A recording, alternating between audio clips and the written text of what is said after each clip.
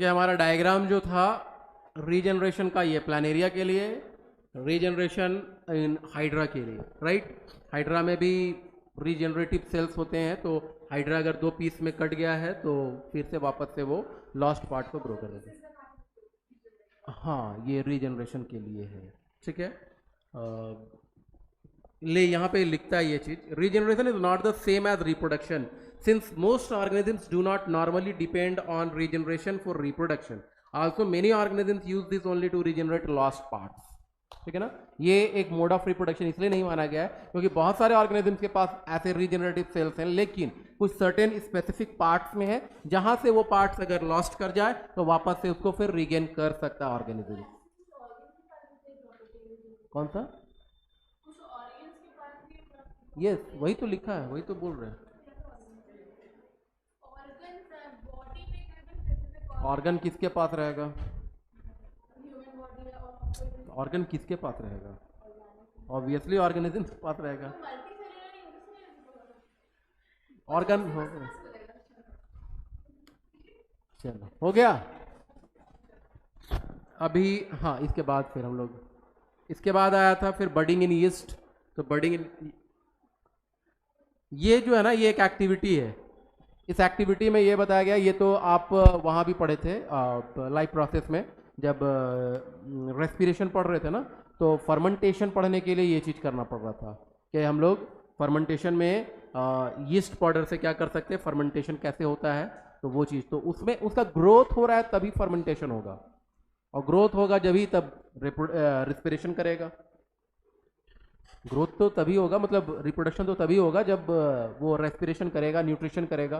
तो उसी के लिए एक एक्टिविटी है कि आप इस तरह से काम कर सकते हैं, ठीक है, और यीस्ट का प्रोडक्शन कर सकते हैं। फिर ये था बडिंग इन हाइड्रा, ये भी डायग्राम आपने बनाया था। बडिंग इन यीस्ट, वो भी डायग्राम आपने बनाया था। देखिए न्यूक्लियस कैसे माइग्रेट कर रहा है, फिर न्यूक्लियस बाइफर्केट हो गया, डिवीजन हो गया, है ना। इसमें नहीं दिखा सकते, क्यों नहीं दिखा सकते बेटा इसमें न्यूक्लियस? हाँ, मेरा क्वेश्चन, अब ऐसे पूछोगे आपका क्वेश्चन क्या? आप लोग बैठ जाओ बेटा। मेरा क्वेश्चन ये है कि यहाँ न्यूक्लियस दिखा रहे हैं हम, यहाँ न्यूक्लियस नहीं दिखा रहे हैं, क्यों? क्या आपका मन किया सर, आप बना दिए? मेरा मन करेगा हम भी बना देंगे। हाँ, तो ये क्या छत से आ रहा है? अच्छा, ये बर्ड से आ रहा है और ये बर्ड से निकल रहा है, यही अंतर। कल बोले भी थे इस चीज पर।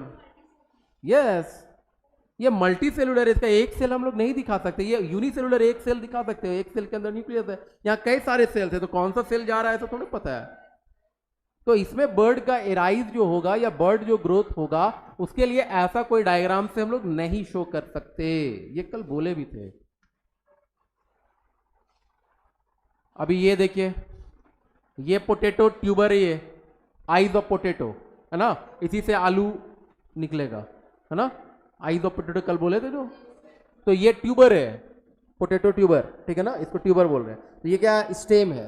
हाँ, तो आधा ही क्यों काट रहे हैं, कहाँ काट रहे हैं? आधा काट के भी लगाते हैं और पूरा भी लगाते हैं, ये बोले थे। जेनरली पूरा ही लगाते हैं, और जब सीजन लास्ट करते रहता है तो लोग एक चांस लेना चाहते हैं कि दूर लगा दो ना, खाली जाएगा जमीन तो उसे लगा दो, तो उसको बोलते हैं कटुआ आलू लगा दिए हम लोग, गांव में कटुआ आलू बोलते हैं उसको। कटा हुआ आलू नहीं निकलेगा बेटा, पूरा निकलेगा, ठीक है, ऐसा नहीं है।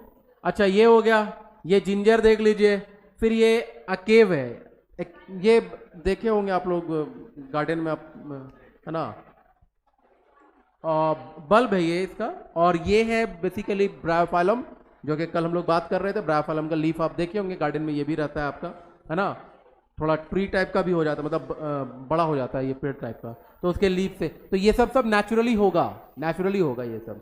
वेजिटेटिव प्रोपगेशन में क्या ये नेचुरली होगा, राइट।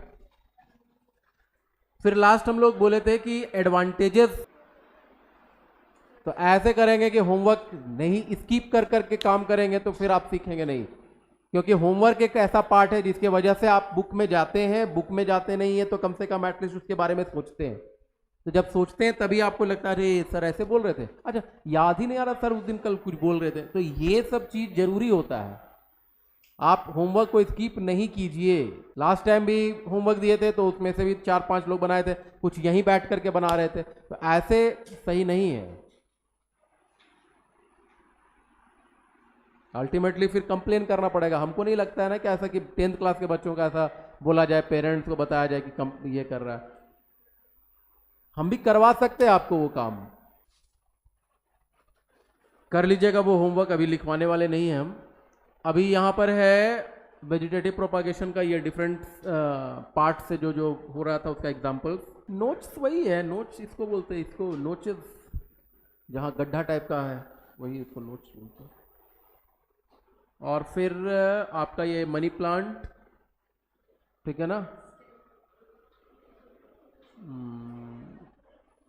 अब मनी प्लांट में भी एक कहानी है ना कि इसका जो इंटरनोड्स है, अगर मनी प्लांट का पार्ट आप लगाना चाहते हैं तो इंटरनोड्स का होना बहुत जरूरी है ना। अगर इस बीच का पार्ट को अगर यहां से ये कट हो गया, मान लीजिए कि आप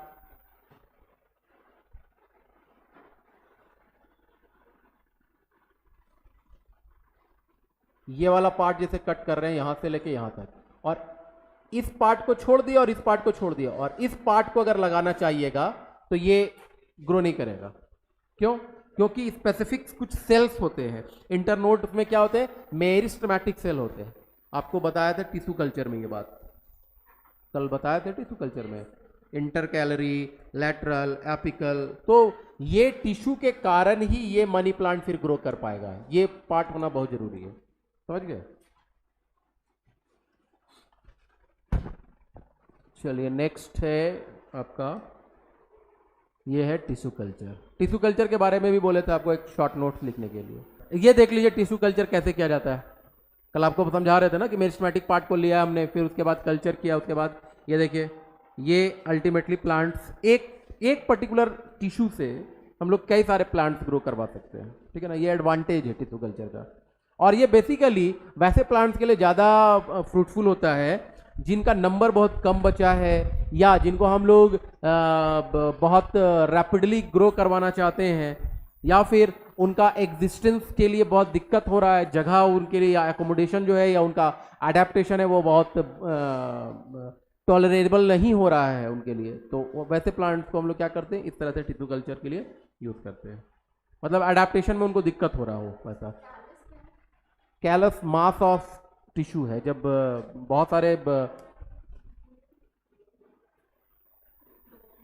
ऐसा बहुत सारे टिश्यूज जब बन जाएंगे ना, एक टिश्यू के वजह से डिफरेंशिएशन आने से पहले बहुत सारे टिश्यू जब बन जाएंगे तो इसको बोलते हैं कैलस। क्या बोलते हैं इसको? कैलस, ठीक है। नेक्स्ट है, देखिए ये है ब्रेड। ऐसा तो दिखता नहीं है आपको, है ना, बट यही है। ये देख रहे हैं ना, ये यहाँ से जा रहा है तो ये माइसीलियम हो गया, ये हाइफी हो गया, और ये हो गया इसका बॉल लाइक स्ट्रक्चर जिसको स्पोरेंजियम बोले। स्पोरेंजियम जब मैच्योर कर जाएगा तो उसे क्या निकलेगा? सीड लाइक स्ट्रक्चर, जिसको हम लोग क्या बोलेंगे? स्पोर्स। तो देखिए यहाँ लिखा होगा कहीं, the blobs sporangia contain sales that can develop into knee Rhizopus. इसी को स्पोर्स बोल रहे हैं। Spores are covered by thick walls that protect them until they come into contact with the moist surface and can begin to grow. इतना tough होता है कि जब तक सुटेबल सिचुएशन नहीं आएगा वो उसी कंडीशन में सालों साल रह सकता है, तब तक जब तक के लिए उसका सुटेबल कंडीशन तैयार ना हो जाए। सुटेबल कंडीशन क्या है? मॉइस्ट सरफेस होना चाहिए, ह्यूमिड प्लेस होना चाहिए, डार्क प्लेस होना चाहिए, बहुत ज्यादा लाइटेड नहीं होना चाहिए। ये सब उसके लिए फेवरेबल कंडीशन है, ठीक है। तो ये स्पोर फॉर्मेशन का ये डायग्राम आप बनाइएगा, ठीक है, इंपॉर्टेंट है ये सब। चलिए हमारा पार्ट 2 स्टार्ट हो रहा है सेक्सुअल रिप्रोडक्शन से, ठीक है ना। तो सेक्सुअल रिप्रोडक्शन का मतलब है कि जहां दो पेरेंट्स का जरूरत हो, दो ऑपोजिट सेक्स का जरूरत हो, दो ऑपोजिट जर्म सेल्स का जरूरत हो। सबसे यूनिट पार्ट में अगर हम लोग जाएंगे तो we requires only 2 opposite type of germ sales.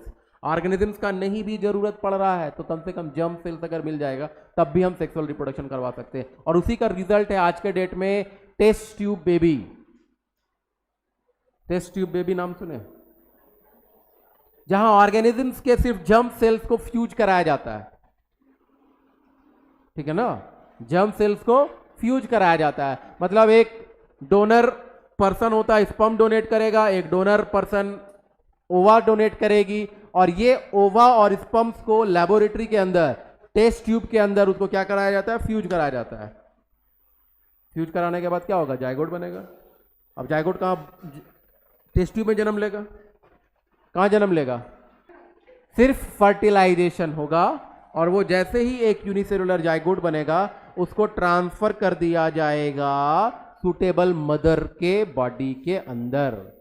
अभी इंडिया में तो ये कल्चर नहीं है, सुन लीजिए इस चीज को, इंडिया में ये कल्चर नहीं है, बहुत कम, मेट्रो सिटीज में बहुत कम देखने को ऐसा मिलता है ना। पहले जैसे दाई होती थी, है ना, दाई लोग होती थी जैसे बच्चे का देखभाल करने के लिए, है ना, घर में थोड़ा सा, तो दाई जो होती थी वो बच्चे को पालती थी, संभालती थी, ठीक है ना। पहले फैमिली बड़ा होता था तो ज़्यादा बच्चों का संख्या है, तो अब भाई मम्मी है जो सबसे नेटल बेबी होगा उसको केयर करेगी कि उसको करेगी, तो दाई पालती थी। ये कल्चर था हम लोगों का, अभी भी है, बहुत सारे घरों में ऐसा देखने को मिलेगा। तो आजकल उसका नाम पड़ गया मैड, मेड रखे, मैड बोल दिया हम भी, मेड रखे हैं, तो उसका नाम पड़ गया मेड, है ना। तो फॉरेन कंट्री में क्या कल्चर है कि वहां पे जो है वर्किंग मेल भी है, वर्किंग फीमेल भी है ना। अभी प्रेगनेंसी को अगर हम प्रोसीड नहीं कर सकते, क्योंकि प्रेगनेंसी के दौरान बहुत सारे बॉडी में चेंजेस आते हैं, वो सब अभी पढ़ेंगे हम लोग, है ना।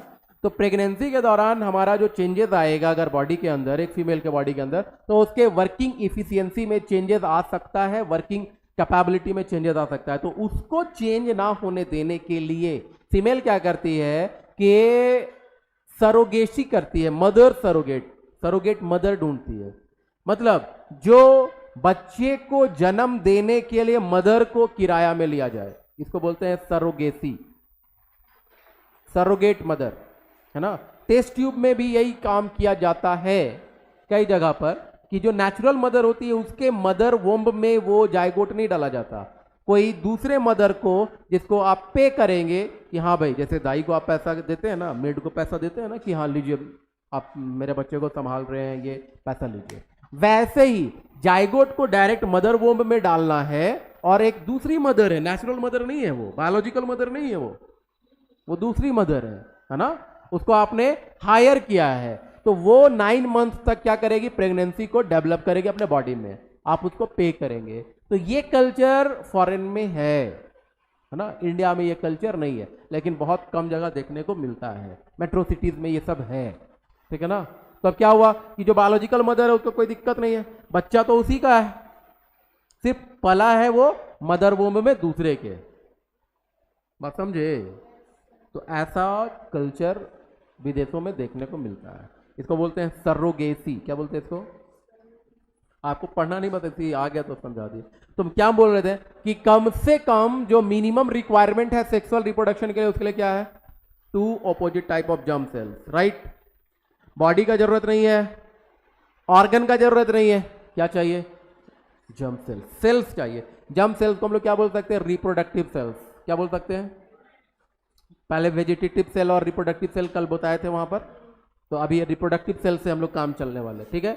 तो कह रहा है it is the reproduction in which both sexes are needed to produce new generation, है ना। मतलब ये सेक्सुअल रिप्रोडक्शन में मेल और फीमेल चाहिए ही चाहिए आपको, अकेले मेल बॉडी नहीं हो सकता, अकेले फीमेल बॉडी नहीं हो सकता। बात समझ में आया, चलो। हाँ, अब ये है कि why sexual mode of reproduction, तो this is also called advantages of sexual reproduction. आपको बोले थे ना कि आपको दोनों याद होना चाहिए, मतलब दोनों आपको काम कर रहा है, ए सेक्सुअल रिप्रोडक्शन का एडवांटेज और सेक्सुअल रिप्रोडक्शन का भी एडवांटेज, बोले थे ना। तो this is the advantages of sexual reproduction. तो यहां पूछ रहा why sexual mode of reproduction क्या है, तो बोलता है the errors during DNA कॉपिंग create variation. Variation के लिए आपको सेक्सुअल रिप्रोडक्शन, अब variation is always good because it change into evolution, it change into evolution, तो इवोल्यूशन तो ऑलवेज गुड होता ही है। Variation do not protect all individual in the population but help for survival of the species.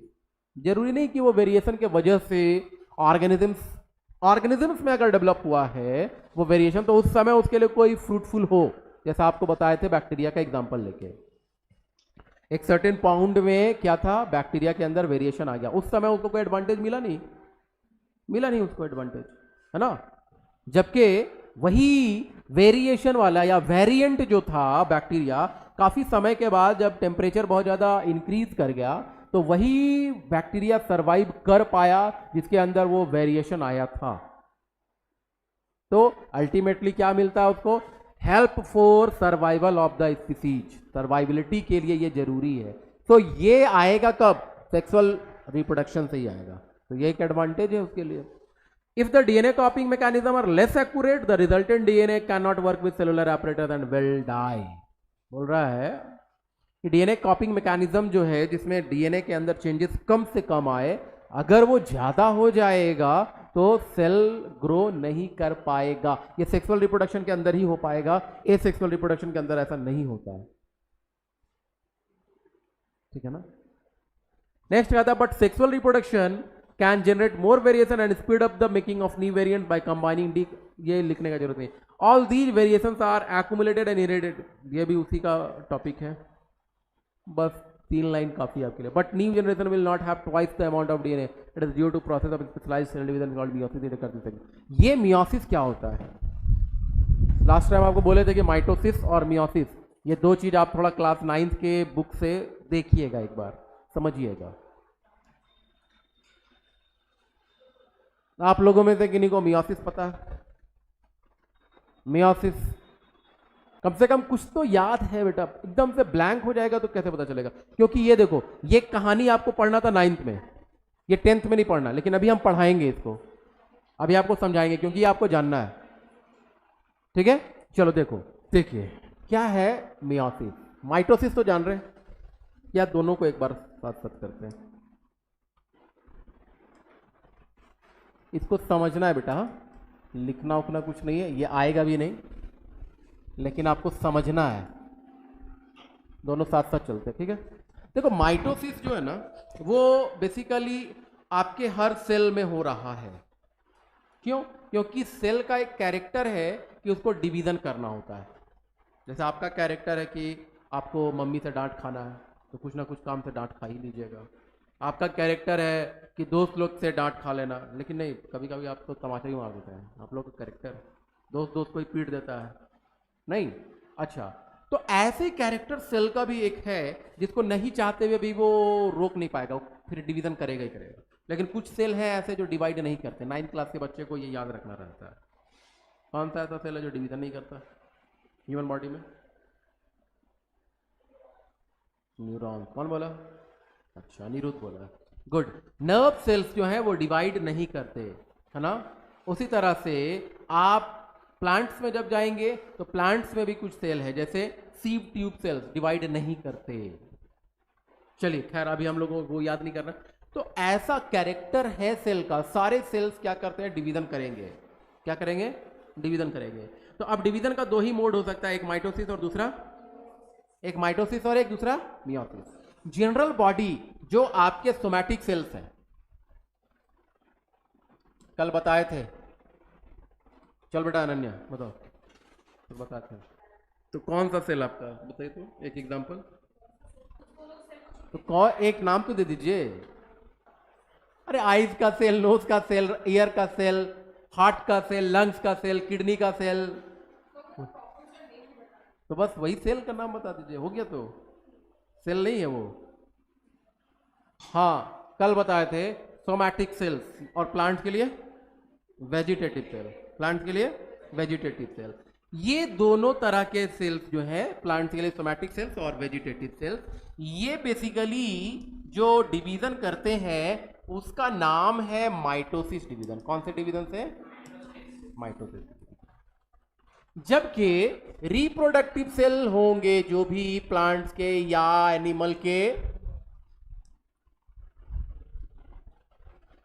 Anees बेटा, आज तुम्हारे पीछे जो है वो क्या क्या बंद किया वहां? ओए, गुड मॉर्निंग। इधर आ जाओ जरा। इतना आराम से सोया है कि इसको पता भी नहीं चल रहा है कि कहां तक हम लोग पहुंच गए। हाँ बेटा, रिप्रोडक्टिव सेल का एग्जांपल तुम बताओ बेटा, पढ़ा नहीं था? हम बहुत बढ़िया बोल रहा है। और कौन सा? एग सेल, ठीक है चलो, बस इतना ही याद है। पॉलन ग्रेन्स और एग हो गया प्लांट के लिए, एनिमल के लिए sperm and ovum. Very good, तो बस बढ़िया तो बोला। चलो बैठो। तो आप समझ गए यहां पर कि स्पर्म सेल या स्पर्म एंड ओवा हो गया और पॉलन ग्रेन्स हो गया एंड एग हो गया। तो रिप्रोडक्टिव सेल को छोड़ के बाकी जितने सेल बच गए सारे सेल में माइटोसिस डिवीजन होता है, जबकि इसमें मियोसिस डिवीजन होता है। तो अब ऐसा क्या है जिसके वजह से मियोसिस डिवीजन इसमें हो रहा है, इसमें क्यों नहीं हो रहा है? तो उसका आंसर समझ लीजिए। माइटोसिस डिवीजन जब होता है तो नंबर ऑफ क्रोमोसोम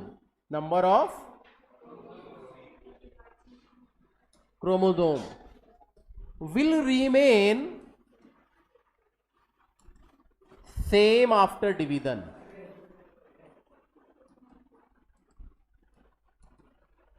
क्या बोल रहे हैं? Number of chromosome will remain same after division. मतलब माइटोसिस अगर हो रहा है तो मान लीजिए कि यह सेल है और इस सेल के अंदर क्रोमोसोम का नंबर मान लेते हैं 10 है। कितना है? मान लेते हैं। वैसे हर ऑर्गेनिजम्स के अंदर जो सेल है उसके अंदर एक फिक्स नंबर ऑफ क्रोमोसोम होता है, वो उसकी पहचान है। हर ऑर्गेनिजम्स के सेल के अंदर एक फिक्स नंबर ऑफ क्रोमोसोम होता है जो उसकी पहचान है।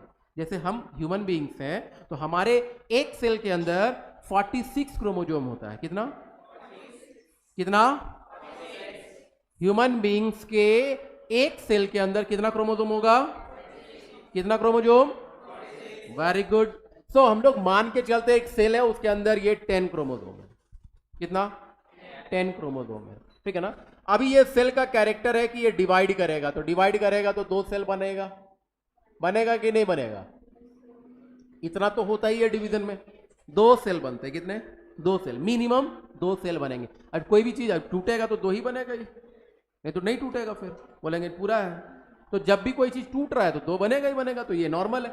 2 सेल बनेगा जब भी, तो इसमें जो नंबर ऑफ क्रोमोसोम है ऐसा डिवाइड होकर के 5 नहीं डिस्ट्रीब्यूट हो जाएगा, नहीं तो रोएगा, सेल रोएगा नहीं। भाई आपको घर में आए आपके बड़े भैया या दीदी को 200 रुपया दिए, गेस्ट है ना, और आपको जो है भैया या दीदी देते 50 रुपया, रोने लग जाइएगा। इक्वल डिवाइड करो तुमको। हाँ आप लोग सेल 100 रुपये डिवाइड करो, क्या 50 रुपया दे रहा है, बच्चा समझा है? तो 100 रुपया दोनों को मिलेगा तब खुश है, नहीं तो फिर बदमाशी हो जाएगा स्टार्ट। फिर यहां पर भी ये बोलेगा कि 10 रुपया मिल रहा था, वहां पर 10 रुपया था तो 5-5 रुपया डिवाइड कर लीजिए। लेकिन ये यहां पर कैरेक्टर नहीं चलेगा, बोलेगा नहीं जितना था उतना ही लेंगे, कम नहीं चाहिए हमको। डिवीजन के बाद भी इस सेल के पास 10 क्रोमोसोम रहना चाहिए, इस सेल के पास भी 10 ही क्रोमोसोम रहना चाहिए।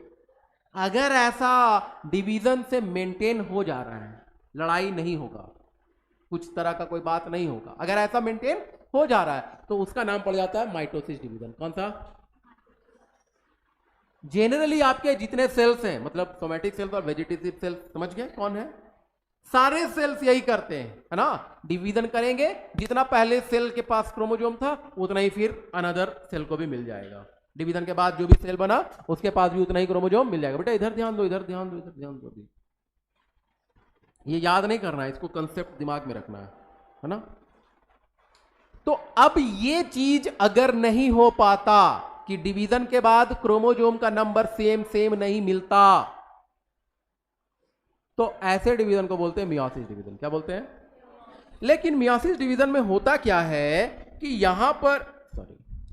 यहां पर एक सेल डिवाइड करके 2 सेल नहीं बनाता, पहले 2 सेल तो बनेगा ही बनेगा, लेकिन ये 2 सेल जो है वो 4 सेल बना लेगा। कितना?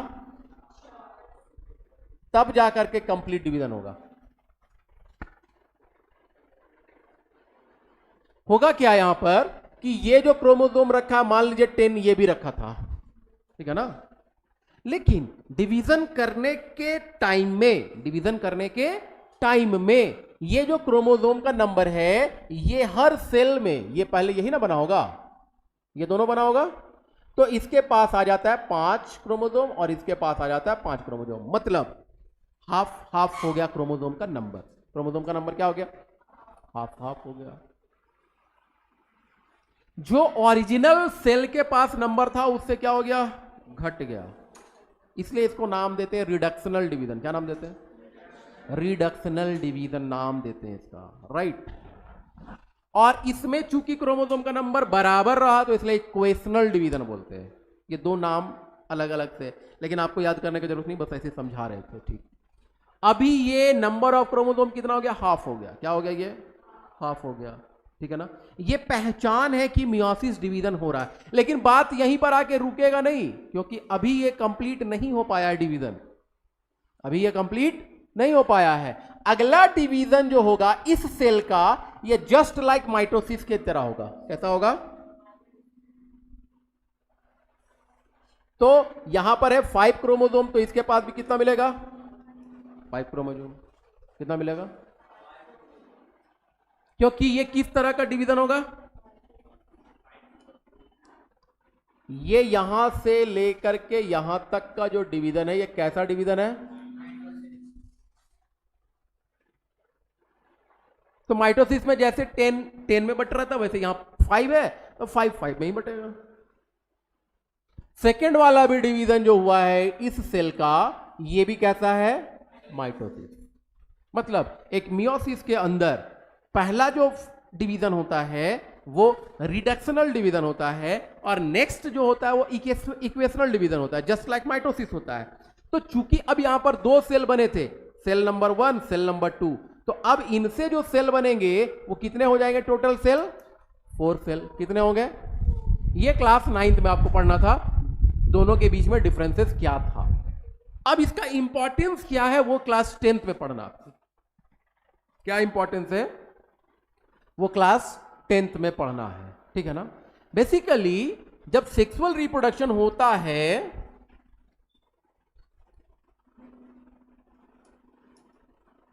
तो हम लोग क्या जानते हैं कि एक स्पर्म सेल होगा, एक ओवा सेल होगा ना। सेल है भैया, तो इसका अपना एक फिक्स क्रोमोसोम नंबर होगा। चलिए अगर मान लेते हैं कि इसमें 46 क्रोमोसोम है और इसमें भी मान लेते हैं 46, जैसा कि आप कहे थे सर वैसा मान लेते हैं, ठीक है, कोई दिक्कत नहीं है। चलिए अब क्या होगा? स्पर्म सेल और ओवा सेल फ्यूज करते हैं, फर्टिलाइजेशन करते हैं ना भाई।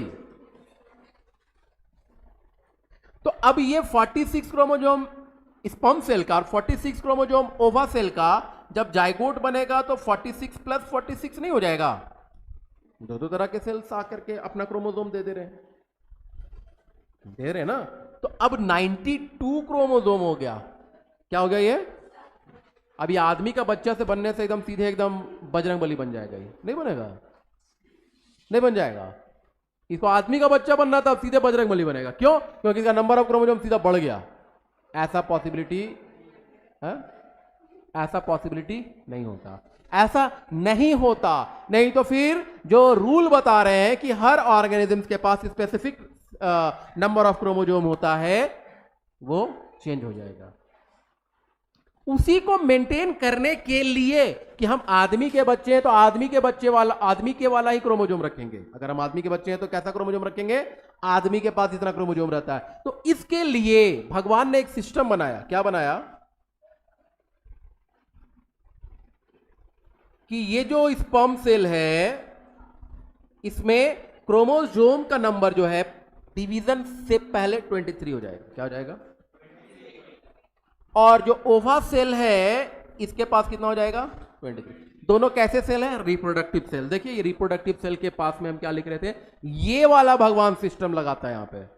बाकी जनरल बॉडी सरफेस के लिए, जनरल बॉडी ग्रोथ के लिए ये वाला सिस्टम लगाता है। भगवान को भी सब पता है कौन सा सिस्टम कहां लगाना है ना। अगर ये वाला सिस्टम नहीं लगेगा तो फिर ये वाला कहानी हो जाएगा।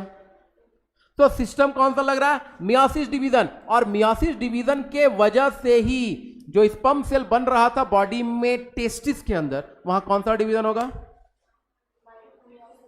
टेस्टिस के अंदर कौन सा डिवीजन होगा? क्यों होगा? क्यों होगा? वाई? क्योंकि टेस्टिस से ही बनता है स्पर्म, इसीलिए वहां मियोसिस डिवीजन होगा। हाँ, ये बोलना है कि क्यों, क्योंकि वहां पे स्पर्म सेल वही बनता है, स्पर्म सेल में ही करना है ना ये काम।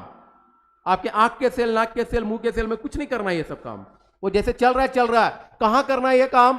टेस्टिस में। क्यों? क्योंकि वहीं से स्पर्म सेल बनेगा। तो टेस्टिस के अंदर जो डिवीजन होगा कौन सा डिवीजन होगा? क्यों होगा? Because here formation of sperms takes place, and since we know that the sperm cell contain half number of chromosome, 46 का हाफ क्रोमोजोम रखेगा, राइट? तो 46 का हाफ क्रोमोजोम रखेगा तो 23। और ओवा सेल बनेगा कहां भाई? ओवरी में। तो ओवरी में कौन सा डिवीजन होगा? कहां? ओवरी के अंदर। बाकी बॉडी में कहीं नहीं हो रहा। कहां हो रहा? ओवरी के अंदर। क्यों हो रहा है? क्योंकि ओवा में रिडक्शन करना है ताकि क्रोमोसोम का नंबर हाफ हो जाए। और अब जब स्पर्म सेल और ओवा सेल मिलेंगे और एक नया सेल बनेगा तो 23 + 23 से ये आदमी का ही बच्चा बनेगा। नहीं नहीं, ऐसा नहीं होगा। यही चीज होता है एग्जैक्टली। अगर ये चीज नहीं होता है ना तो फिर डिसऑर्डर आ जाता है, क्रोमोसोमल डिसऑर्डर जिसको बोलते हैं। वो क्लास 12 के बच्चे पढ़ते हैं क्या क्या होता है उसमें, डाउन सिंड्रोम, क्लिनफिल्डर सिंड्रोम, तो टर्नर सिंड्रोम, ऐसा करके कुछ कुछ। तो वो चीज हम लोगों को पढ़ना नहीं है। हम लोगों को पढ़ना है कि ये जो मियोसिस डिवीजन होता है क्यों होता है? To maintain the number of chromosome in the individuals. बात समझ में आ रहा है? कहां होगा? तो जहां जर्म सेल्स का प्रोडक्शन होगा वहीं होगा। बात समझ में आ रहा है कि नहीं समझ में आ रहा है? तो जहां जर्म सेल्स प्रोड्यूस हो रहा है, कहां हो रहा है प्रोड्यूस भाई? तो टेस्टिस में हो रहा है। कहां हो रहा है? ओवरी में हो रहा है। उधर फ्लावर के केस में जाएंगे तो फ्लावर के केस में एंथर में होगा। इधर कहां होगा? तो ओवरी के अंदर होगा। वहां पर ओवरी वहां भी बोलते हैं। तो सेक्सुअल रिप्रोडक्शन का एक कैरेक्टर ये है कि यहां पर क्या होगा? मियोसिस डिवीजन होगा। क्या होगा? मियोसिस डिवीजन होगा to maintain the number of chromosomes in the offspring और जाइगोट। बात समझ में आ गया? इतना आपको जानना है। ये माइटोसिस और मियोसिस का डिफरेंस नहीं आने वाला आपको ये जानना है कि सेक्सुअल रिप्रोडक्शन के अंदर ऐसा कहानी क्यों होता है। ऐसा कहानी इसलिए होता है क्योंकि अब जो है आने वाला जो जाइगोट होगा उसको भी तो मेंटेन करना है वो नंबर जो ह्यूमन बींग्स के लिए उसको डेवलप करेगा। समझ में आया बात? ये वाला कहानी समझ में आ गया? या लिखना उखना है नहीं ऐसे, लेकिन समझना तो ऐसे ही समझाती है कुछ कुछ। ये दिमाग में रहेगा ना मियोसिस डिवीजन क्यों होता है और इसमें क्या होता है मियोसिस डिवीजन में। समझ में आया बेटा? हाँ चलो, तो नेक्स्ट हम लोग आते हैं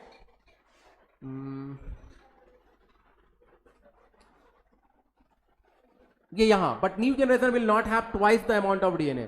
तो अमाउंट ऑफ डीएनए सेम हो जाएगा। जब क्रोमोसोम हाफ हाफ हो जाएगा तो हाफ हाफ आके मिल करके फिर क्या हो जाएगा? सेम टाइप का डीएनए, जो सेम टाइप का अमाउंट। क्या हो गया? बात समझ में आ गया? तो सेल डिवीजन कौन सा होगा? मियोसिस। तो ये सेक्सुअल रिप्रोडक्शन का एक कैरेक्टरिस्टिक फीचर है। कौन सा? कि मियोसिस डिवीजन होता है। बाकी सेल्स में, रिप्रोडक्टिव सेल्स को छोड़ करके बाकी सेल्स में माइटोसिस डिवीजन है। ठीक है ना? तो जहां भी सेक्सुअल रिप्रोडक्शन का बात आएगा कौन सा डिवीजन लिखेंगे? Meiosis division. चलिए,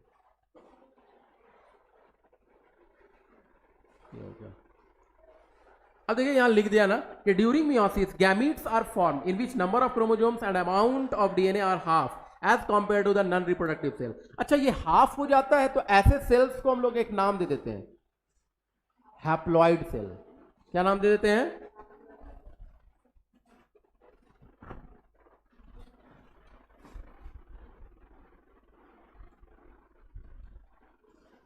हैप्लॉइड सेल। और इसको डिनोट करते हैं ऐसे बेटा, देखो, ठीक है। हैप्लॉइड सेल को कैसे डिनोट करते हैं? स्मॉल एन से, ठीक है ना। और नॉर्मल सेल आपके जो भी हैं जिसमें नंबर ऑफ क्रोमोजोम इक्वल है, मतलब 46 के 46 है, तो उसको बोलते हैं डिप्लॉइड सेल। क्या बोलते हैं उसको?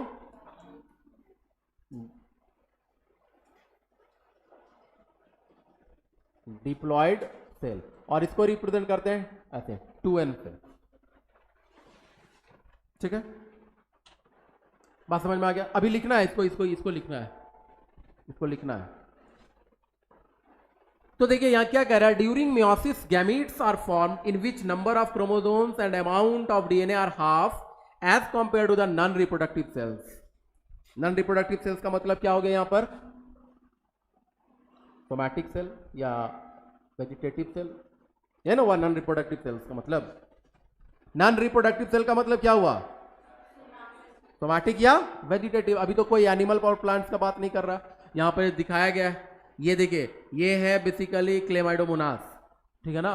ये भी एक सिंगल सेल ऑर्गेनिज्म है, लेकिन कौन सा रिप्रोडक्शन कर रहा है? सेक्सुअल रिप्रोडक्शन, ठीक है ना।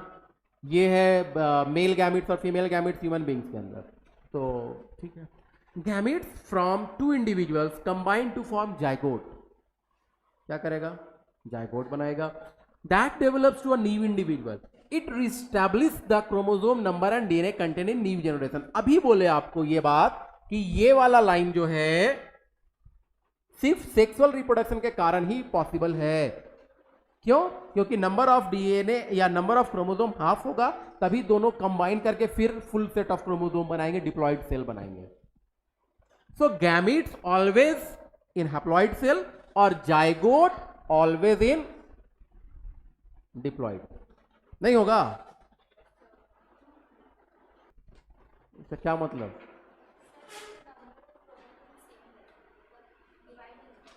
डिवाइड नहीं होता।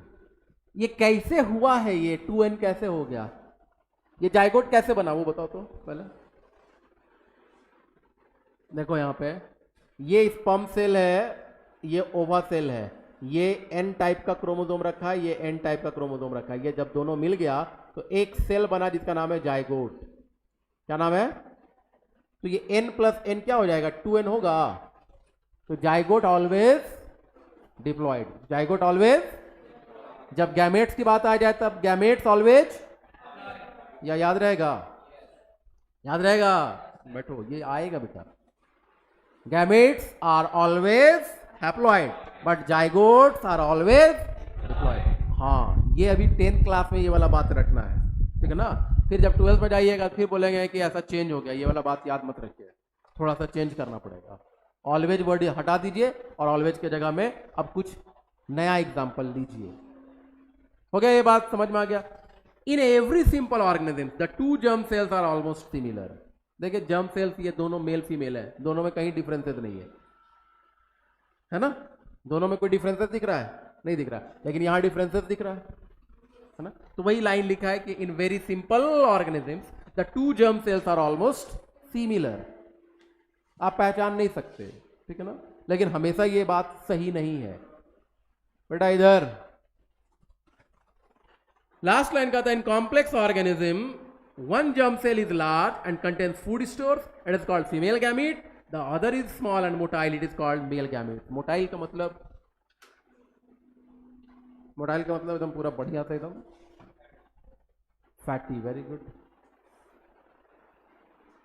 मोटाइल का मतलब फैटी होता है। मोटाइल का मतलब होता है मूवमेंट करने वाला। रे बेवकूफ, मूवमेंट करने वाला स्पर्म सेल है और फूड स्टोर करने वाला सेल कौन है? फीमेल गैमीट, जिसको ओवा बोल रहे हैं या ओवम बोल रहे हैं। समझ में आ रहा है बेटा? इसका चेहरा लग रहा है कि समझ नहीं रही है, इसीलिए हम पूछ लिए। कहीं दूसरे जहां ध्यान चल रहा है तुम्हारा। नहीं, क्या बात है, क्या बोलती है, क्या बात है? ओ अच्छा, नाम कृतिका है। तो ये वाला लाइन आपको लिखना है, ठीक है। उसको स्टार्ट करेंगे, हेडिंग दो why sexual reproduction, why sexual mode of reproduction, heading दे दो why sexual mode of reproduction. Start करेंगे, since we know that variation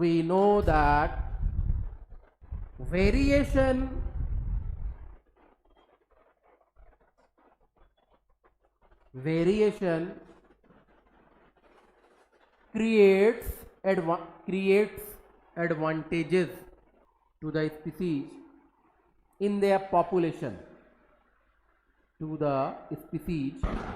in their population, these variation largely occur sexual reproducing organisms, due to which, full stop के बाद, due to which organisms get benefit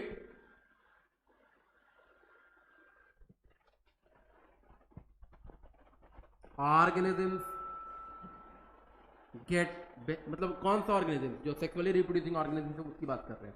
due to which organisms get benefit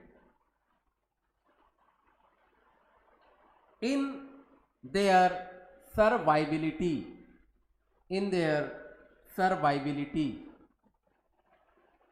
survival लिखे और ITY लिख दीजिए, survivability, LITY, survivability.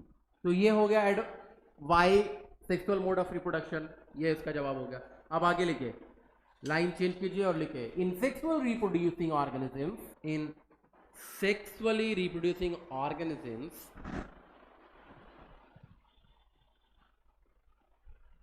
there is need of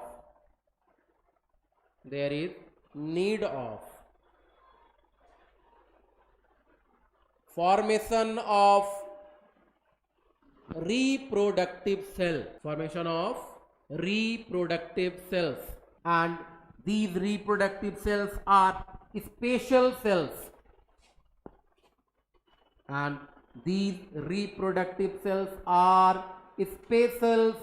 which contain half number of chromosome in comparison to non-reproductive cells.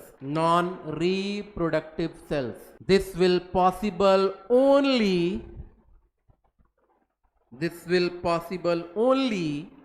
due to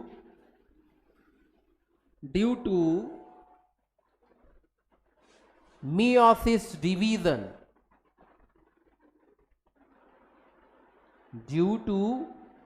देखो ना यहाँ लिखा है, due to meiosis division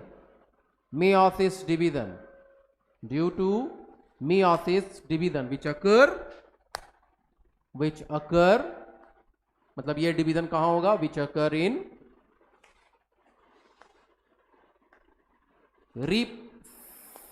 या सेक्स ऑर्गन लिखिए या रिप्रोडक्टिव ऑर्गन, जो लिखना है यहां से लिख दीजिए, which occur in reproductive organs या सेक्स ऑर्गन जो लिखना है, which occur in reproductive organs या sex organ of the individual, ऐसा जोड़ दीजिए, of the individual,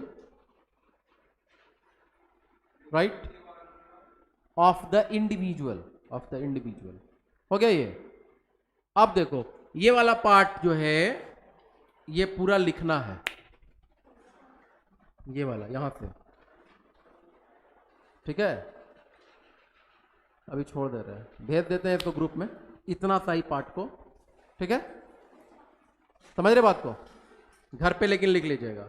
अब उसके बाद फिर हम लोग स्टार्ट करेंगे नेक्स्ट डे, ये देख लीजिए इसको, ठीक है। क्या स्टार्ट करेंगे हम लोग, sexual reproduction in flowering plants, right. आज के लिए इतना ही, ओके, थैंक यू। किसी का कोई डाउट वगैरह?